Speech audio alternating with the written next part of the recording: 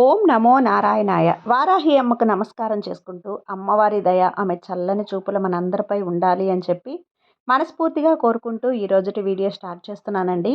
ఇక ఈరోజు వీడియోలో మనం చూడబోయేది ఏంటి అంటే, ప్రతిరోజు వారాహి అమ్మవారి వాగ్దానాలు, వాక్కులు, సందేశాలు, అలాగే మంత్రాలు, పరిహారాలు, పూజలు, వ్రతాలు ఇవన్నీ కూడా మనం చెప్పుకుంటూ ఉన్నాం కదా. అలాగే ఈరోజు ధనత్రయోదశి.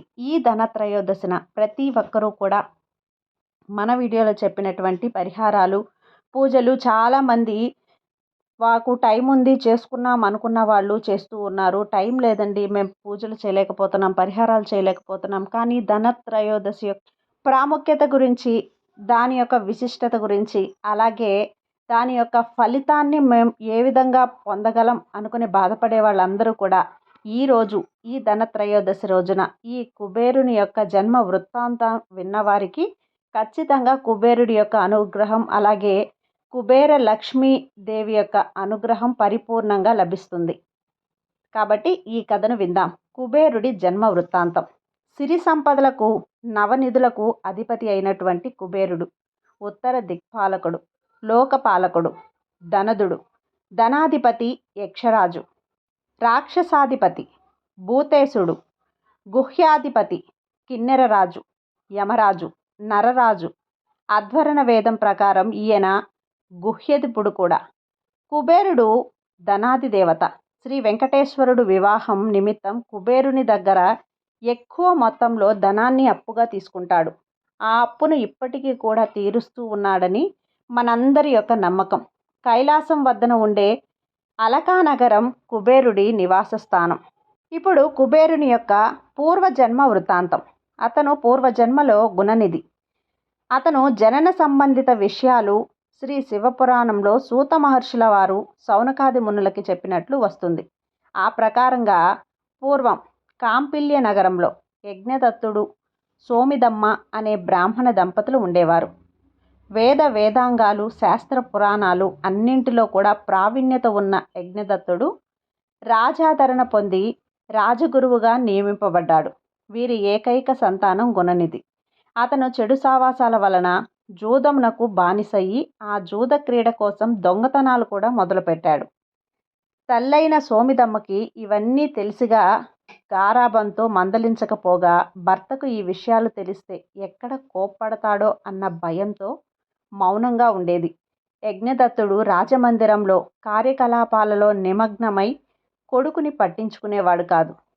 ఎప్పుడైనా కొడుకు గురించి భార్యను వాకాబు చేస్తే ఆవిడ పుత్ర ప్రేమతో చదువుకోవడానికి గురువుగారి వద్దకు వెళ్ళాడనో, గుడికి వెళ్ళాడనో అబద్ధం చెప్పి భర్తను మభ్యపెట్టేది.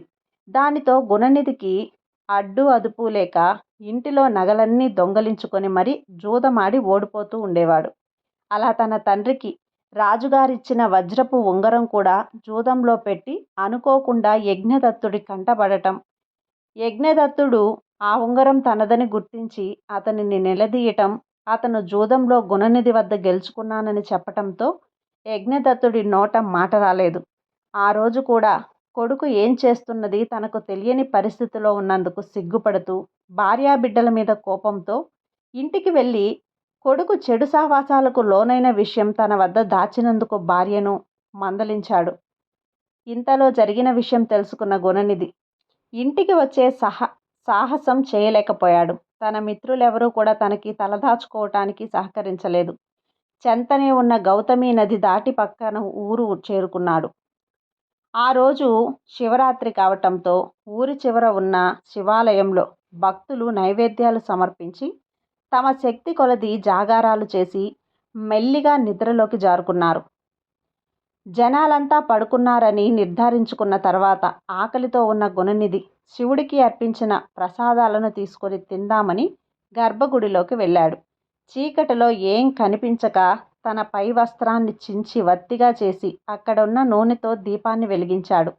ఆ వెలుతురులో ప్రసాద పాత్రలు కనిపించేసరికి ఆనందంతో వాటిని తీసుకొని బయటకు వస్తూ ఉంటే గుడిలో నిద్రిస్తున్న ఒక భక్తుని కాలు తగిలి నందీశ్వరుని మీద పడి తల పగిలి చనిపోతాడు.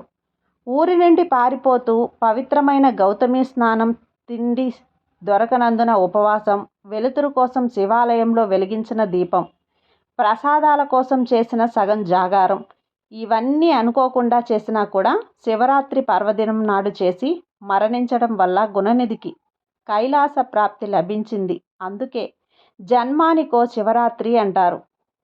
ఇక కుబేరుడి జన్మ వృత్తాంతం గురించి తెలుసుకుందాం. కృతయుగంలో బ్రహ్మపుత్రుడైన పులస్త్యుడు అనే మహర్షి ఉండేవాడు. ఈయన మేరు పర్వత ప్రాంతాన ఉన్న తృణబిందుని ఆశ్రమంలో నివసిస్తూ వేదాధ్యయనం గావిస్తూ నిష్ఠతో తపమాచరించుకుంటూ ఉండేవాడు. అందమైన ప్రకృతి సంపదలతో విలసిల్లే ఆ ప్రదేశంలో విహారం కోసం దేవకన్యలు, ఋషికన్యలు, రాజర్షి కన్యలు తదితరులందరూ కూడా విహారం కోసం వచ్చేవారు. పులస్త్యుడికి వీరి వల్ల తరచూ కూడా తపోభంగం కలుగుతూ ఉండేది. అందువల్ల వారిని అక్కడికి రాకుండా కట్టడి చేయడానికి వారిని ఆ ప్రదేశానికి రావద్దని, ఒకవేళ ఎవరైనా వచ్చి తనని చూసిన ఎడల గర్భం దాలుస్తారని శాపం విధిస్తాడు. ఈ శాపం గురించి తెలియని తృణబిందుని కూతురు ఒకనాడు ఆశ్రమంలో ప్రవేశించి పులస్త్యుడిని చూడటం తటస్థించింది. వెంటనే గర్భం దాల్చింది. భయోందానలలో ఆశ్చర్యంతో తండ్రి దగ్గరకు వెళ్ళి తలవాల్చి నిల్చుంది. ఆయన తన దివ్య దృష్టితో జరిగింది గమనించి ఆమెను పులస్త్యుని వద్దకు తీసుకుని వెళ్ళి ఆమెను స్వీకరించవలసిందిగా కోరాడు. అందుకు ఆయన అంగీకరించాడు. వీరిద్దరికీ పుట్టిన శిశువే విశ్రవసుడు. విశ్రవసుడి కొడుకు కుబేరుడు. కుబేరుడు చిన్నతనం నుండి కూడా శివభక్తి తత్పరుడు. కైలాస ప్రాప్తి పొందిన గుణనిధే ఈ జన్మలో వైశ్రవణుడిగా పుట్టాడని తన తపోశక్తి ద్వారా తెలుసుకున్న విశ్రవుడు తన కుమారుడు చిన్నతనంలోనే తపస్సు చేసుకోవటానికి అంగీకరించాడు. దానితో కుబేరుడు కఠోరమైన తపస్సు చేయటం మొదలుపెట్టాడు. కొన్ని సంవత్సరాలు కేవలం ద్రవ పదార్థాలను సేవించి, తరువాత కొన్ని సంవత్సరాలు కేవలం గాలి మాత్రమే భుజించి, అటు పిమ్మట గాలిని కూడా పీల్చకుండా 1000 సంవత్సరాల పాటు చేసిన తపస్సుకు మెచ్చిన పరమశివుడు ప్రత్యక్షమై తనని లోకపాలకునిగా, ధనాధ్యక్షునిగా ఉండే వరమిచ్చి అంతర్ధానమవుతాడు.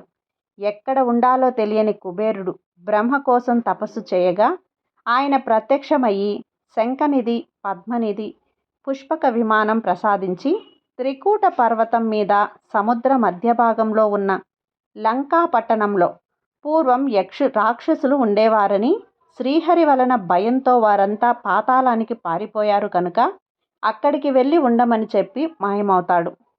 ఇదే కుబేరుని జన్మ వృత్తాంతం.